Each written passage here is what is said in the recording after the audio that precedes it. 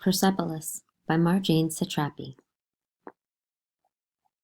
Introduction. In the second millennium BC, while the Elam nation was developing a civilization alongside Babylon, Indo-European invaders gave their name to the immense Iranian plateau where they settled. The word Iran was derived from Ariana Vallejo, which means the origin of the Aryans. These people were semi-nomads, whose descendants were the Medes and the Persians. The Medes founded the first Iranian nation in the 7th century BC. It was later destroyed by Cyrus the Great. He established what became one of the largest empires of the ancient world, the Persian Empire, in the 6th century BC. Iran was referred to as Persia, its Greek name, until 1935 when Reza Shah, father of the last Shah of Iran, asked everyone to call the country Iran. Iran was rich. Because of its wealth and its geographic location, it invited attacks from Alexander the Great, from its Arab neighbors to the west, from Turkish and Mongolian conquerors. Iran was often subject to foreign domination. Yet the Persian language and culture withstood these invasions. The invaders assimilated into this strong culture, and in some ways they became Iranians themselves. In the 20th century, Iran entered a new phase. Reza Shah decided to modernize and westernize the country, but meanwhile a fresh source of wealth was discovered, oil. And with the oil came another invasion.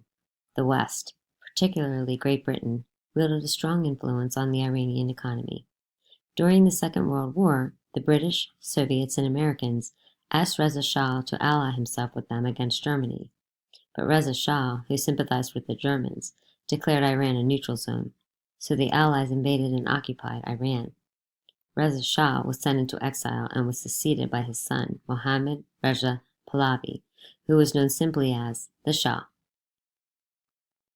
In 1951, Mohammad Mossadegh, then Prime Minister of Iran, nationalized the oil industry. In retaliation, Great Britain organized an embargo on all exports of oil from Iran. In 1953, the CIA, with the help of British intelligence, organized a coup against him. Mossadegh was overthrown and the Shah, who had earlier escaped from the country, returned to power. The Shah stayed on the throne until 1979, when he fled Iran to escape the Islamic Revolution. Since then, this old and great civilization has been discussed mostly in connection with fundamentalism, fanaticism, and terrorism. As an Iranian who has lived more than half of my life in Iran, I know that this image is far from the truth. This is why writing Persepolis was so important to me. I believe that an entire nation should not be judged by the wrongdoings of a few extremists. I also don't want those Iranians who lost their lives in prisons defending freedom, who died in the war against Iraq, who suffered under various repressive regimes, or who were forced to leave their families and flee their homeland, to be forgotten. One can forgive, but one should never forget. Marjane Satrapi, Paris, September 2002. Chapter 1. The Veil. This is me when I was 10 years old. This was in 1980. And this is a class photo. I'm sitting on the far left, so you don't see me. From left to right, Golnaz, Mashid, Nareen, Mina. In 1979, a revolution took place. It was later called the Islamic Revolution. Then came 1980, the year it became obligatory to wear the veil at school. Wear this. We didn't really like to wear the veil, especially since we didn't understand why we had to. It's too hot out. Execution in the name of freedom. Give me my veil back. You'll have to lick my feet. Giddy up. Oh, I'm the monster of darkness. And also because the year before, in 1979, we were in a French non-religious school, where boys and girls were together.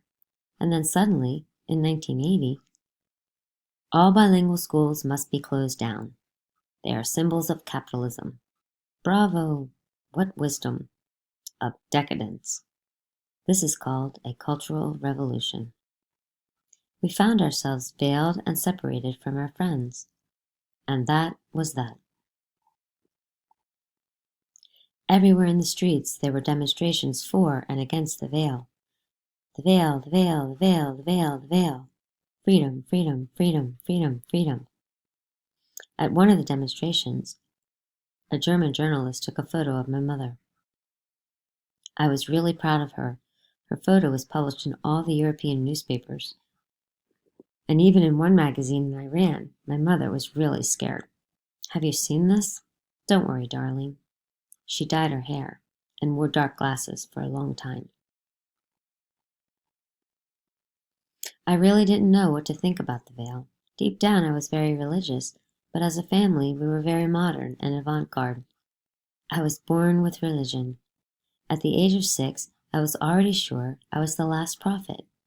This was a few years before the revolution. Oh, celestial light! Before me, there had been a few others. I am the last prophet. A woman? I wanted to be a prophet, because our maid did not eat with us, because my father had a Cadillac, and above all, because my grandmother's knees always ached. Come here, Margie, help me to stand up.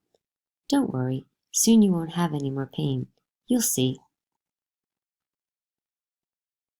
Like all my predecessors, I had my holy book. The first 3 rules came from Zarathustra. He was the first prophet in my country before the Arab invasion. You must base everything on these 3 rules. Behave well, speak well, act well. I also wanted us to celebrate the traditional Zarathustrian holidays, like the fire ceremony, before the Persian New Year, Nowruz, on March 21st, the first day of spring. Only my grandmother knew about my book. Rule number 6, everybody should have a car. Rule number 7, all maids should eat at the table with the others.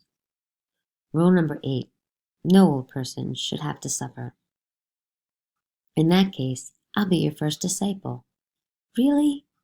But tell me how you will arrange for old people not to suffer. It will simply be forbidden. Every night I had a big discussion with God. God, give me some more time. I am not quite ready yet. Yes, you are, celestial light. You are my choice, my last and my best choice. Except for my grandmother, I was obviously the only one who believed in myself. What do you want to be when you grow up? I'll be a prophet. Ha ha ha ha ha. She's crazy. My parents were called in by the teacher. Your child is disturbed. She wants to become a prophet. What about it? Doesn't this worry you? No, not at all. Nonetheless, my parents were puzzled. So tell me, my child, what do you want to be when you grow up? A prophet? I want to be a doctor. That's fine, my love, that's fine. I felt guilty towards God. You want to be a doctor?